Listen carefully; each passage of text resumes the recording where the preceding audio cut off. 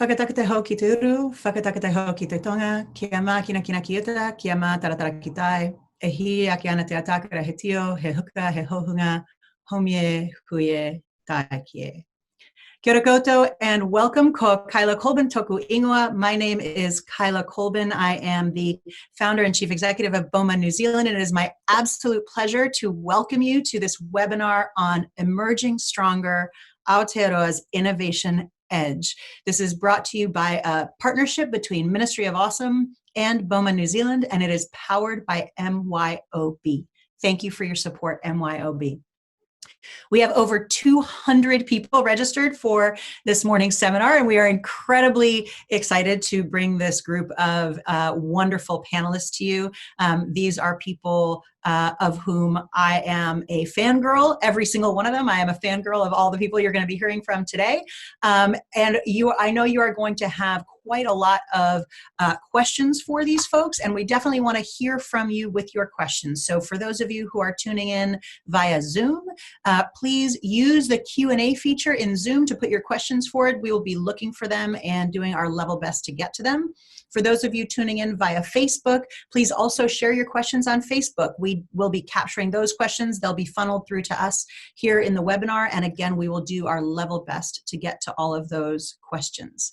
How this is going to work, it's a pretty straightforward day. I'm going to be introducing each speaker. I'm going to ask them a kind of starting point question for them to give us a little bit of context, and then we'll have a bit of a discussion, and then we'll turn to you for your questions for our speakers. And so with that, we're going to get right into it with our very first speaker, who is Marian Johnson, the Chief Awesome Officer at Ministry of Awesome. Ministry of Awesome is the starting point for entrepreneurs, startups, and innovators in Christchurch. Under Marian's leadership, Ministry of Awesome also partnered with the Ara Institute of Canterbury and others to establish Te Ohaka, the Center for Growth and Innovation in Christchurch, which is an ecosystem-powered hub that connects, nurtures, and supports high-growth startups and innovation-led early ventures. And since lockdown, Ministry of Awesome has been doing a phenomenal job of expanding their reach and partnering with others throughout the South Island innovation ecosystem, including the Center for Entrepreneurship at the University of Canterbury, Coin South, Startup Dunedin, and Startup Queenstown Lakes. And so, Marian, I'm going to start with the same question I'm going to start with for every one of our panelists, which is simply, what do you see as the unique strengths of New Zealand's startup ecosystem, and why will those strengths be key to thriving in a post-COVID world? Thank you, Kyla, for that introduction. Really appreciate it. As you can tell from my accent, I am not originally from New Zealand. I came here 12 years ago with my Kiwi husband, who is Cantabrian, and I knew a lot about New Zealand before I came here, but mostly from the point of view of it being a beautiful country, full of incredible natural landscape, etc. But I didn't know anything about its social and political model or any of its history from the point of view of being quite progressive socially. So I don't know if all of the rest of you read that article that featured recently in the BBC. I think it even came out this week about why is New Zealand so progressive. And when I read it, obviously having been here for 12 years, I knew a lot about the stats at this stage, but some of them were actually even really new to me. So I knew about being the first country in the world who had the women's right to vote, but I didn't know that even back at the turn of the century, there were so many other landmark moments in our history around things like establishing an 8-hour working day, state-funded old age pensions, etc. And one of the neat things that popped out in that article, and it's something that I feel like I've experienced over the last 12 years, is that New Zealanders really seem to prize equality above so many other sort of cultural values or political values. And I think that from that point of view, and particularly under this government, the fact that a nation's health can be judged on the well-being of its people is a really interesting point. And it's a really important edge for us as a country.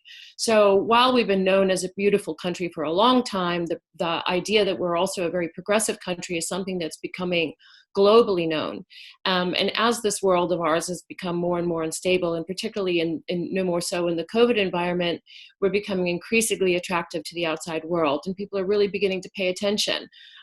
We really do have this opportunity now to lead with our vision of well-being for our planet, for our people, and the idea that you can have a healthy economy at the same time as looking after issues as important as social inequity and climate change. So I think from that point of view, just simply having that progressive mindset and those cultural values are a real edge for us. The thing that I noticed as soon as I came to New Zealand is that, I came from the UK, where I'd been working for the last 10 years. And previous to that, I was working in Europe, in Central and Eastern Europe. And then before that in New York City. If New York City is 6 degrees of separation, New Zealand is 1. It is really not hard at all to make connections and to collaborate. So I began my career in television and entertainment in New York City, getting access to networks and influence at the start of my career, and even 4 years later was incredibly hard. In London, I worked in the media and film world. It was incredibly competitive space. It's a vast industry with multiple layers of influence, really hard to make connections, really hard to get things going. In New Zealand, it almost feels like if you wanted to connect with someone and collaborate with someone, it's really reasonably simple to just reach out and form those relationships and do business with each other. So I think as a nation, it allows us to work a whole lot more nimbly and adaptively than other countries. I think this is a huge advantage. It also means that the other thing that I noticed is that I mentioned that I married a Kiwi. I came here with my Kiwi husband. He came back with 12 of his friends that he had already gone overseas with. So we have 750,000 New Zealanders overseas, and it feels like almost every single one of them wants to come back. And generally at that point, when they have an established career, maybe they're thinking of getting married, or maybe they have children, whatever it is, they remember how awesome home is and they come home. And they come home with those networks, they come home with those skills and the experience. I think our diaspora is a really strong competitive advantage for us. So as Kyla said in the intro for Ministry of Awesome, we're involved in the startup space. Mostly in Christchurch and Canterbury, working with partners all across the South Island and further afield. From what I can see of all of the startups that we're working with, the goal is not becoming a new Silicon Valley. The goal is that it feels like the startups that I work with and all of these forums that I've become increasingly part of with Ministry of Awesome, it feels like New Zealand has this equality edge, which is going to guide our startups to create innovation that is good for the world, good for the planet, not just good for shareholders. And potentially that is a massive generalization, but it does seem like that's what Silicon Valley gave us, was innovation and startups that are making a ton of money and are really good for shareholders. It doesn't feel like that's the key value for New Zealand innovation. Just a couple of minor points in the short time that I've been involved in the innovation ecosystem here in Christchurch and Canterbury and across New Zealand.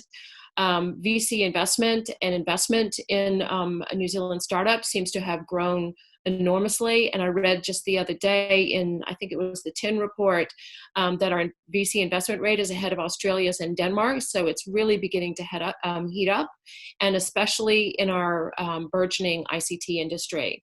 And then I also read in that same TIN report the other day that our tech industry has grown by $1 billion over the last 2 years. So 2 years in a row, we've grown by $1 billion.